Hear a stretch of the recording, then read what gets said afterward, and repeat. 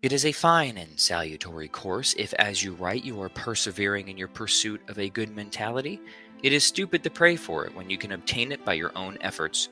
We do not need to lift our hands to heaven or beg the sexton for nearer access to the idol's ear, as if he could hear us more clearly. God is near you, with you, inside you. Yes, Lucilius, there is a Holy Spirit abiding within us, who observes our good deeds and bad and watches over us. He treats us according as we treat him. No man is good without God. Could any man rise above fortune without his help? It is he that imparts grand and upstanding counsel. In every man indwells a God. What God we know not.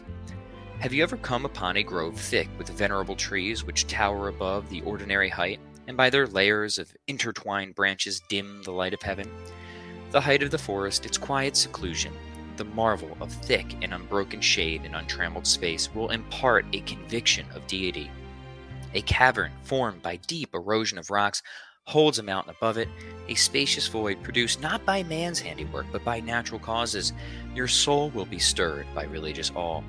We venerate the sources of great rivers. We build altars where ample streams suddenly burst from the unseen.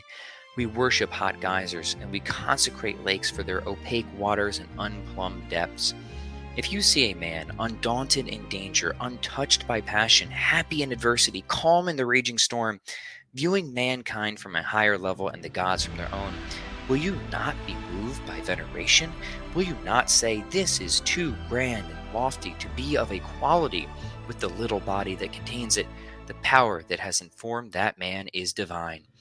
A soul which is of superior stature and well governed, which deflates the imposing by passing it by and laughs at all our fears and prayers, is impelled by a celestial force. So great a thing cannot stand without a buttress of divinity. Its larger portion therefore abides at its source, just as the rays of the sun do indeed warm the earth, but remain at the source of their radiation. So a great and holy soul is lowered to earth to give us a nearer knowledge of the divine. But though it is in intercourse with us, it cleaves to its source, it is tied to it, it looks toward it, it seeks to rejoin it, and its concerns with our affairs is superior and detached. And what is this soul? It shines with no good but its own.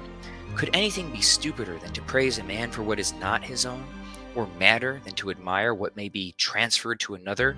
Golden reins do not make a horse better. A lion with gilded mane, worked over and worn down to submit to grooming, enters the arena quite a different animal from the untrimmed lion with spirit unbroken, bold in attack as nature meant him to be, handsome because unkempt. The terror he inspires is the essence of his attraction. He has the edge over the bedizened and spiritless creature. No one ought to preen himself on what is not essentially his. We praise a vine if it loads its tendrils with fruit, if its weight pulls the very props that support it down to the ground.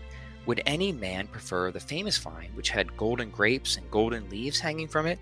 In a vine, the peculiar virtue is fertility, and in a man too we should praise what is peculiarly his own. He has a handsome troop of slaves, a fine house, broad acres, large investments, but none of these things is in him, they are around him. Praise what cannot be given or taken away, what is peculiarly the man's. What is this, you ask? It is soul, and reason perfected in the soul. For man is a rational animal, and his good is realized if he implements the potentiality for which nature gave him being. And what does reason demand of him? A very easy thing: to live according to his nature. But general derangement makes this difficult. We shove one another into vice. And how can people be recalled to safety when there is a crowd pushing them and nobody to hold them back? Farewell.